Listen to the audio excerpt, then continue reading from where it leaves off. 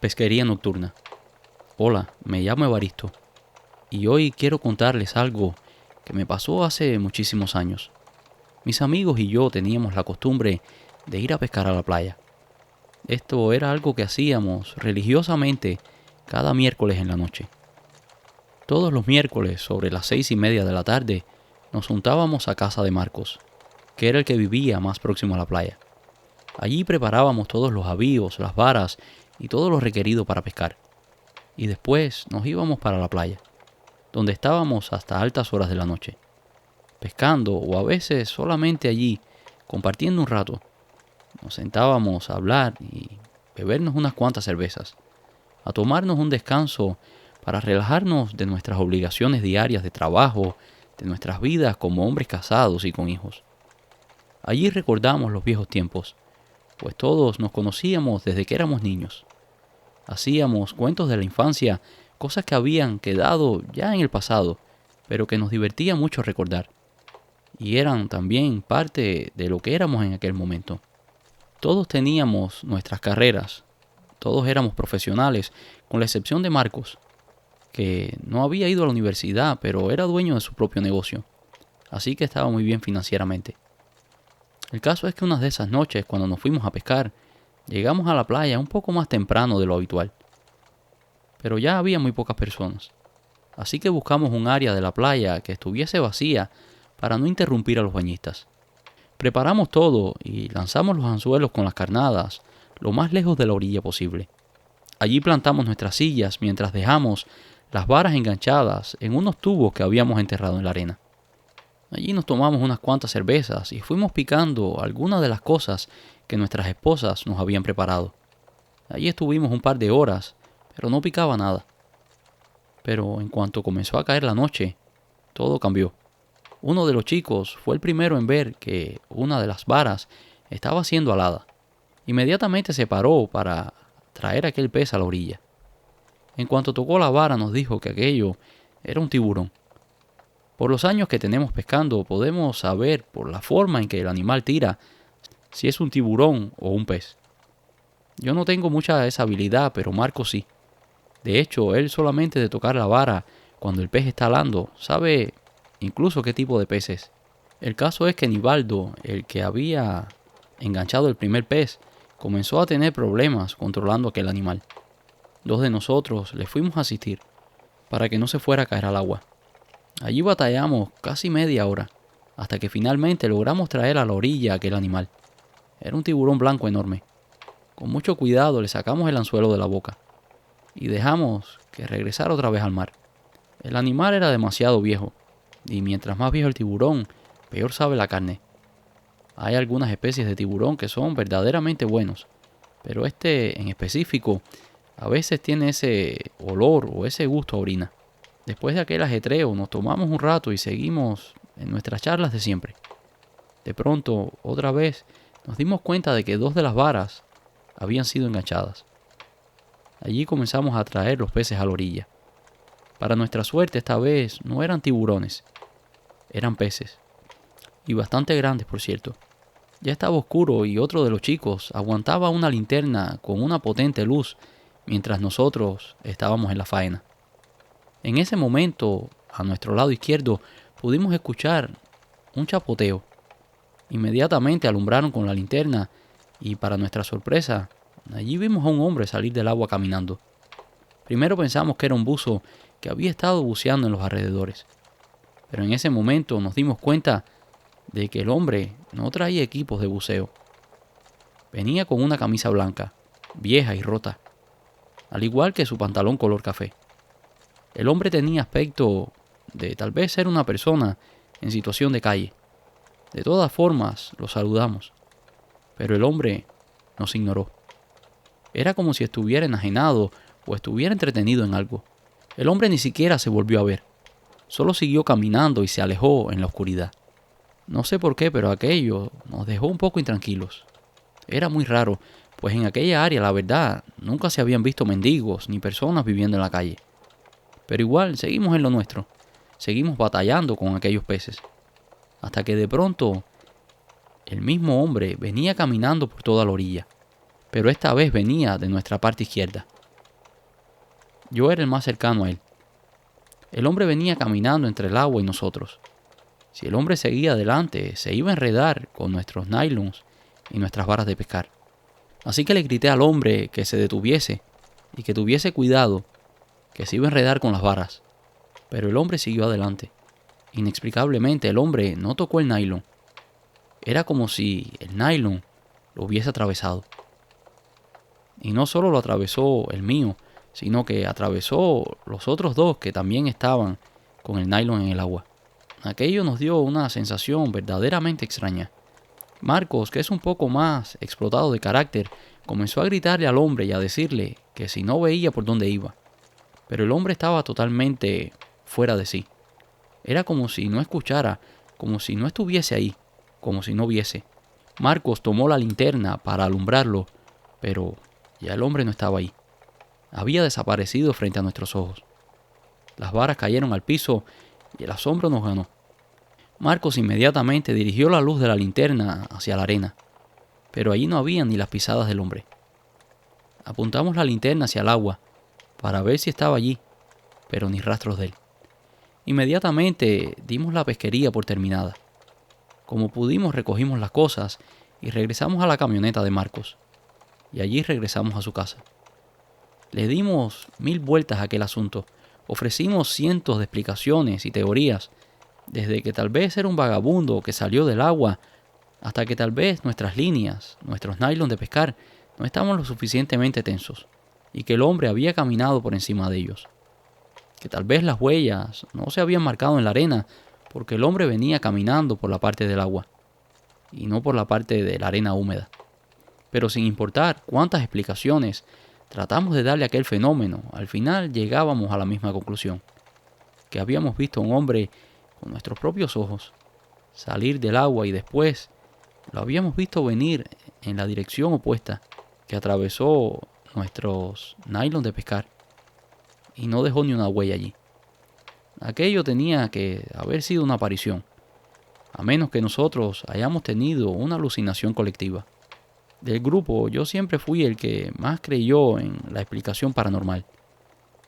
Así que me di a la tarea de buscar en la historia de aquella área si se hablaba de algún tipo de aparición, pero nunca lo encontré.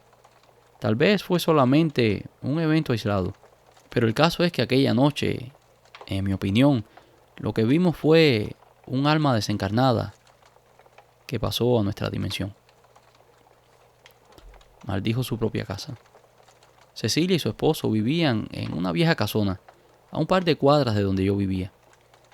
La pareja había tenido un hijo que había muerto trágicamente en un accidente hacía más de 20 años. El hijo había estado casado en el momento de su fallecimiento y su esposa estaba embarazada. El chico nunca tuvo la oportunidad de conocer a su hija. Cecilia y su esposo siempre hicieron lo más que pudieron para ayudar a la madre y a su nieta. Pero desafortunadamente no eran una familia particularmente rica. Tenían algún dinero, pero solo para sobrevivir, no para mucho más. Cecilia se dedicaba a hacer alteraciones en las ropas de los vecinos para con ese dinero apoyar a su nieta. Con el paso de los años, tanto Cecilia como su esposo fueron envejeciendo. Al principio la nieta pasaba temporadas con ellos. Venía todas las tardes a visitarlos, pero poco a poco se fue alejando. La chica fue creciendo y se convirtió en una joven. Eventualmente se casó e hizo su vida. Poco tiempo después, la madre también falleció por una penosa enfermedad. El caso es que Cecilia y su esposo eran los únicos familiares que le quedaban a la chica. El esposo de Cecilia sufrió una caída y desafortunadamente se fracturó la cadera. Cecilia le pidió a su nieta que si era posible que se mudara con ellos para que la ayudara a cuidar del abuelo.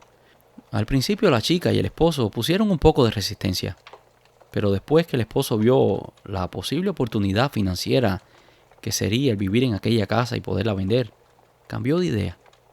Al poco tiempo de mudarse a la casa, el abuelo falleció. Cecilia cayó en una fuerte depresión, pues no solo había perdido a su compañero de toda la vida, pero también un poco que aquello le recordó su propia mortalidad, que en cualquier momento su vida podía terminar. Cecilia pasaba los días en su habitación y apenas salía. Decían los vecinos que la nieta casi ni la alimentaba, que la tenía allí tirada. No pasó mucho tiempo cuando alguien llegó a la casa preguntando por los dueños. Estaba interesado en el terreno que tenía la propiedad y ofreció una importante suma de dinero.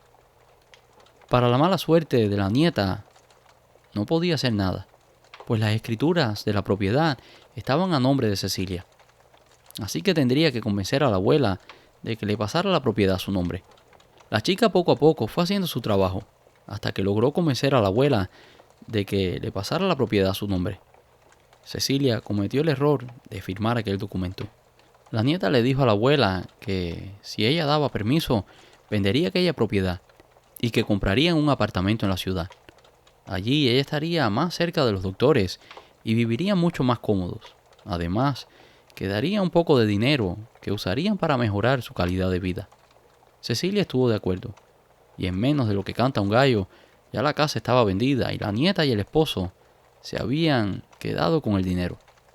A la pobre Cecilia la llevaron para un asilo donde la dejaron pasar sus últimos años. Pero la muerte de Cecilia no fue el fin de esta historia. Aquellos que habían comprado la casa juraban que veían a la señora, una señora que deambulaba por la casa después de la medianoche. El miedo de los ocupantes de la propiedad fue tal que decidieron vender la casa.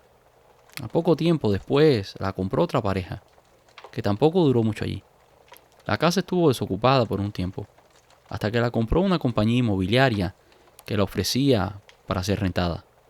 Al principio pasaban trabajos para encontrar inquilinos, pero después la pusieron a un precio muy competitivo. Pero igual, aquella casa no duraba más que un par de semanas con ocupantes. Todos aseguraban que una señora deambulaba en la casa a medianoche, que hacía ruidos, incluso que maldecía a los que estaban allí. La casa permaneció cerrada por muchos años, hasta que finalmente un voraz incendio la destruyó. La gente decía que la casa había sido destruida por personas que hacían cosas ilegales allí. Usaban drogas y cocinaban metanfetaminas. Pero otros dicen que fue el espíritu de la propia Cecilia, que decidió destruir aquella propiedad por la que su propia nieta había decidido traicionarla. De la nieta de Cecilia no se supo mucho más, pero teniendo en cuenta el fin de la casa, probablemente ella tampoco haya tenido un buen fin.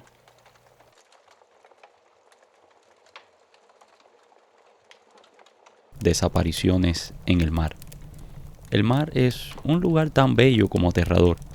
En sus aguas atesora muchos misterios y en sus profundidades, a día de hoy, todavía no han podido ser conquistadas. Esas aguas guardan misterios tan aterradores como los que se viven en la tierra. Orlando nació y se crió en el mar, en una pequeña aldea pesquera. Los mejores recuerdos de su vida estaban allí, a la orilla de aquel viejo pero impetuoso mar. Desde niño siempre tuvo el deseo de recorrerlo, de darle la vuelta al mundo en solitario, de navegar por todas las aguas del mundo, solo él y ese viejo mar. Un sueño que en aquellos años, los años de su niñez y de juventud, no parecía algo muy factible, pues la verdad, él venía de una familia muy pobre, de muy escasos recursos, y la realidad es que esas expediciones son muy costosas. Pero con los años, Orlando fue escalando en la escala social, creciendo su pequeña empresa, una pequeña empresa pesquera que fundó junto a su padre, pero que con los años y con la buena administración de Orlando, logró crecer hasta que se convirtió en una empresa nacional, que generaba millones de euros en ganancia. Orlando tuvo su familia y cuando estuvo en la cima de su carrera, decidió que era tiempo para cumplir su sueño. Ese sueño de la niñez, ese sueño de su juventud, de recorrer el ancho mar a solas en un velero. Orlando era un gran navegador. Tenía un velero llamado Aventurero. Aventurero medía unos 44 pies de eslora. El barco estaba muy bien acondicionado. Tenía los últimos equipos de navegación, la mejor tecnología disponible en todo lo relacionado a GPS y a piloto automático. Él estaba seguro de que nada podría acontecer que él no pudiera prever con aquellos equipos. Después de estudiar los vientos, las cartas náuticas y los pronósticos climatológicos, tomó las provisiones necesarias y decidió zarpar en aventurero a finales del mes de octubre. Era la mejor temporada. No habían lluvias, los vientos estaban favorables para la navegación y las olas estaban bajo control. La primera parte del viaje iba muy bien. Él se mantenía en contacto con su familia a toda hora, pues llevaba un teléfono satelital y llevaba un equipo de radio muy avanzado a bordo. Lo único que le acompañaba era su teléfono, los libros que llevaba y la soledad de aquel océano. Cuando ya llevaba varios meses navegando, en el mes de abril, Orlando le informó a la familia que algunos sistemas estaban comenzando a fallar, entre ellos el piloto automático. Orlando estaba muy preocupado, pues él sabía que aquella área tenía un gran tráfico marítimo. Aquella era una ruta muy transitada por tanqueros que transportaban combustible y por buques de carga. El sistema de radar y de alarma que avisaba a Orlando cuando estaba en la trayectoria de otro navío también se había averiado, lo que obligaba a Orlando a estar despierto, a estar prestando atención constantemente al tráfico marítimo. Y para agregar más estrés, los problemas con el piloto automático.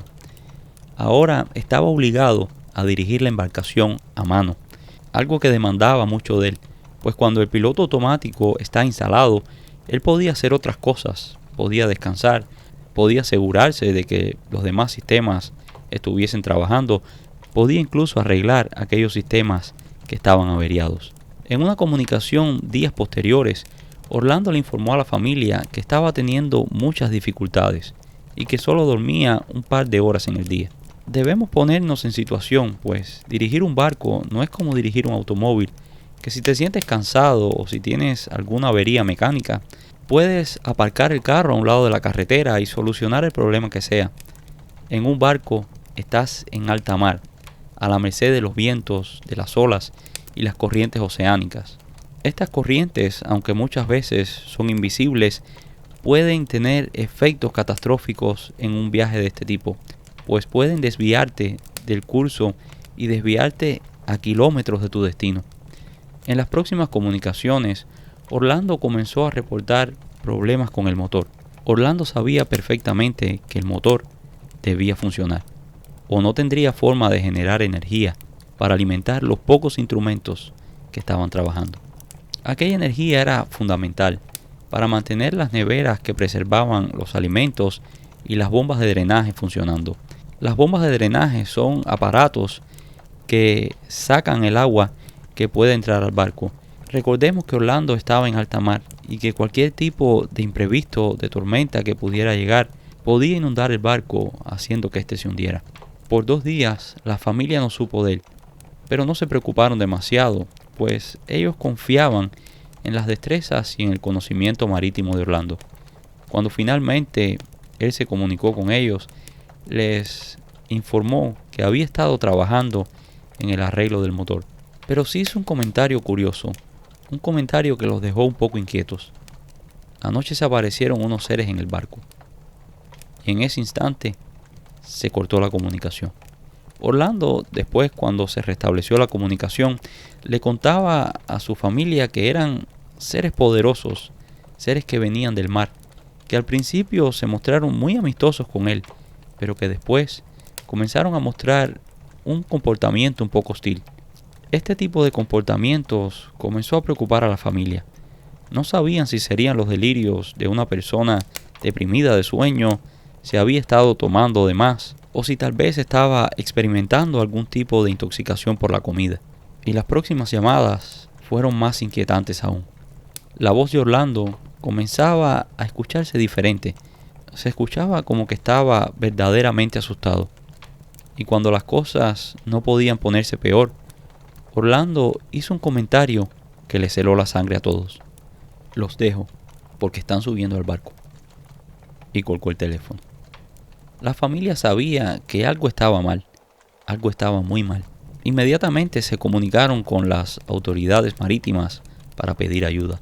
Desafortunadamente, Orlando no les había dado su última posición, y aunque tenían una idea general de dónde debía estar, las probabilidades de encontrarlo disminuían con cada minuto que pasaba. Las autoridades marítimas transmitieron un mensaje para todos los navíos que estaban en las inmediaciones de donde pudiera estar Aventurero. Esto era una verdadera situación de emergencia. Un marino solo en un velero y probablemente con su juicio comprometido. El Aventurero fue encontrado casi 2 meses después por un barco pesquero.